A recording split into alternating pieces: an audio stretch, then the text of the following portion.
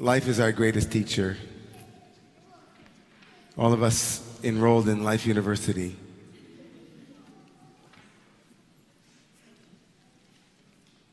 It's very hard to find someone who's graduated, you know.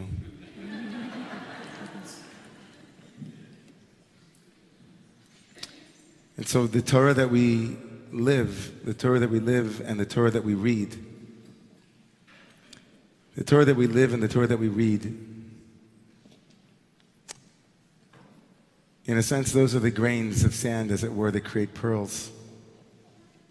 Wisdom is the accrued experience of doing it wrong over and over and over again. And we as a people, we know what that's like, to do something over and over and over again. Some might see it as a shadow, kind of repetition, compulsion, an OCD. We want to get it right. Others might see it as a mystery of what it is alchemically when magic rises. Repeating something over and over again can either look like the deranged efforts of a really delusional, insane individual, or a magician, or an athlete, or a musician, or anyone that knows that practice doesn't make perfect, but practice makes better. And so we practice. And like all traditions, one of the most foundational ways that we practice is by telling stories over and over again. Those are the stories, those are the way that we look at life and then have a story that somehow might give us an insight, might help us do something better the next time, if only we heed this advice or heed this story.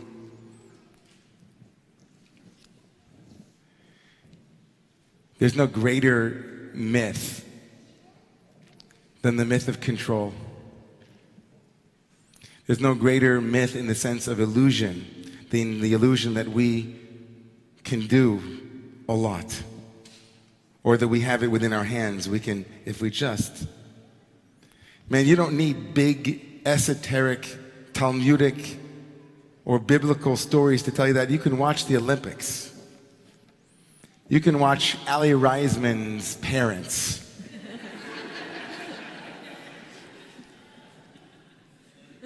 For those of you who don't know her, she's an amazing gymnast who 4 years ago came onto the national scene by winning the gold medal, and then just yesterday won the silver in the all-around, and she happens to be, of course, Jewish, which gets us so excited. Wow, we have a gymnast who's Jewish, and she even did Hava Nagila or something like that, or Mashu.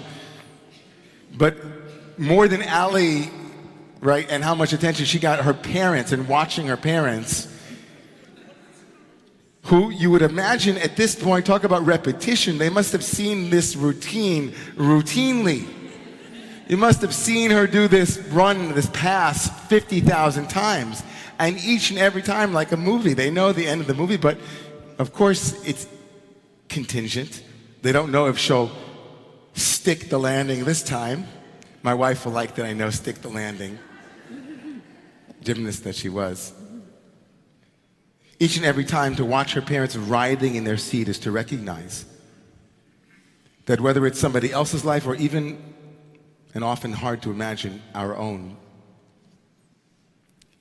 we live between will and grace, between efforts that lay the groundwork, that repeat a pattern often enough until hopefully we let go to have those fruits. To effort and then to let go, to effort and then to let go. That is the rhythm of our life. That is the rhythm of our spiritual life. It is the rhythm of our heartbeat. It is the rhythm of our relationship with our loved ones. It is the rhythm of the Jewish relationship with time. We make an effort and then we say, I can't. To be in our fullness and in our emptiness, to be in our greatness and our vulnerability simultaneously, that is the story of Jewish wisdom.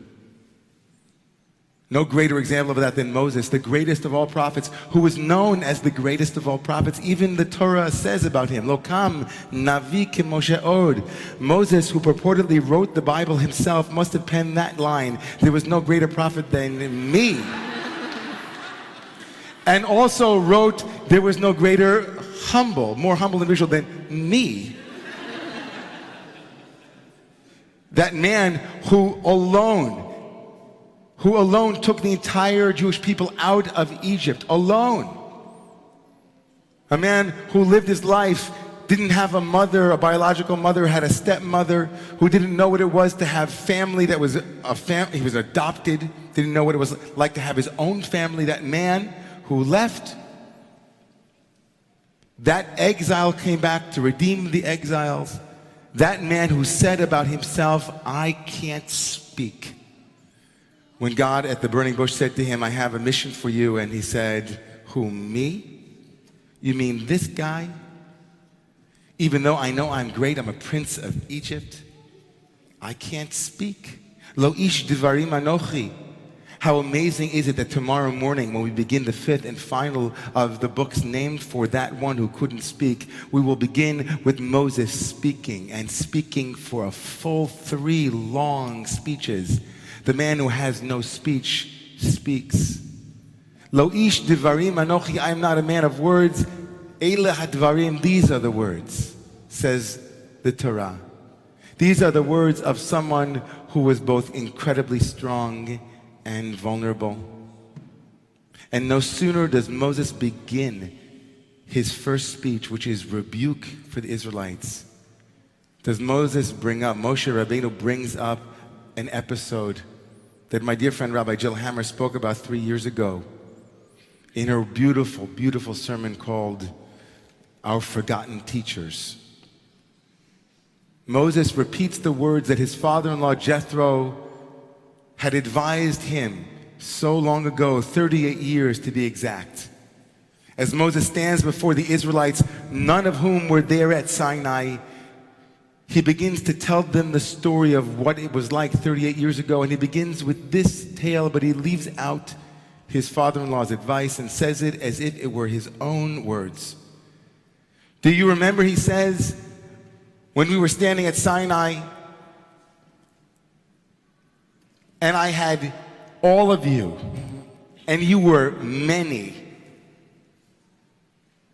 and I couldn't carry you. I couldn't hold you, says Moshe. And because I couldn't hold you, I decided that I would bring elders on, and I would bring governance, and there would be others who would hold you. It wouldn't just be me alone. But Moshe uses the word that is tonight and tomorrow night's most important word when Moses recounts his vulnerability, his inability to hold all of the people of Israel. He says, Eicha esa levadi. How can I hold all of you by myself? That word Eicha, which you all know, Eicha, a lament. Moses says, I can't do it alone. Moses, the great orator who worked his whole life to be able to speak in public. Moses, the great leader who took them alone out of Egypt, finally arrives at the book of Dvarim with his greatness, and he lets go. Eicha, I can't do it. I can't do it alone. We can't do it alone. Our history and the history of all human beings who want to make a change is to recognize that we can change. We can change the world. That's the Jewish motif. Ask Rabbi Jonathan Sachs. He says it over and over and over again.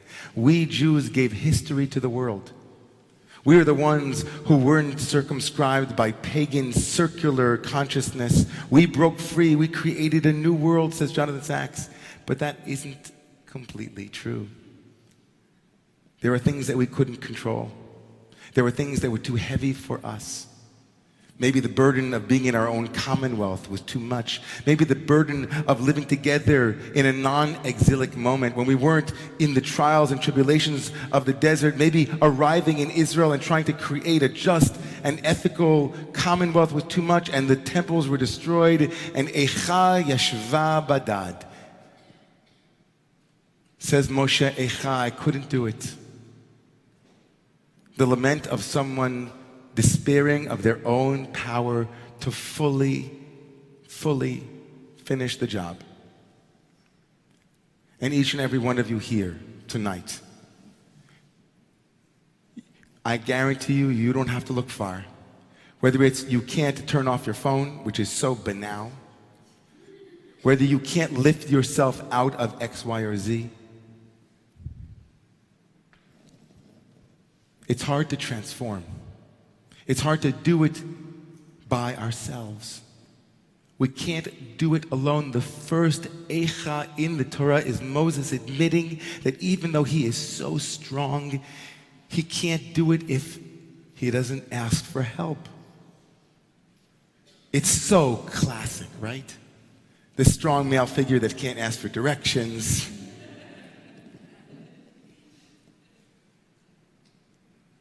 But without those tropes, each and every human being finds a place where they come up against the Eicha, I can't do it by myself, I can't lift it. And the Torah says that the radical answer to that is that we have to get it together. We can't do it alone. We rebuild the temple every time. We rebuild the temple every time we remember that effort only readies us for grace, says Mark Nepo. Effort only readies us for grace. As grace can never be planned or willed, only entered. We can't plan grace, but we can make an effort until we can't anymore. And then he says this, remember this line, or maybe listen to it again. Effort is keeping the break in your heart open, while grace is the light of everything not broken that washes the break clean. Effort is keeping the break in our heart open. We keep making an effort, keep trying to do it on our own, and then we say we can't do it by ourselves. Eicha esa levadi. Moses learns the hard way. Moses knows what it is to be vulnerable, and he knows what it is to be strong. And as we enter into Tisha B'Av tonight and tomorrow, and then tomorrow night when we actually read the book of Lamentation, we remember that we live in a world where over and over again, the bonds of connection are broken, and that the only way that we can build a new world is through connection, through bonds of love, bonds of trust. Eicha esa levadi, how can I carry you by myself, says Moshe. And the answer, of course, is you can't, Moshe, not even you, but we'll help as best we can.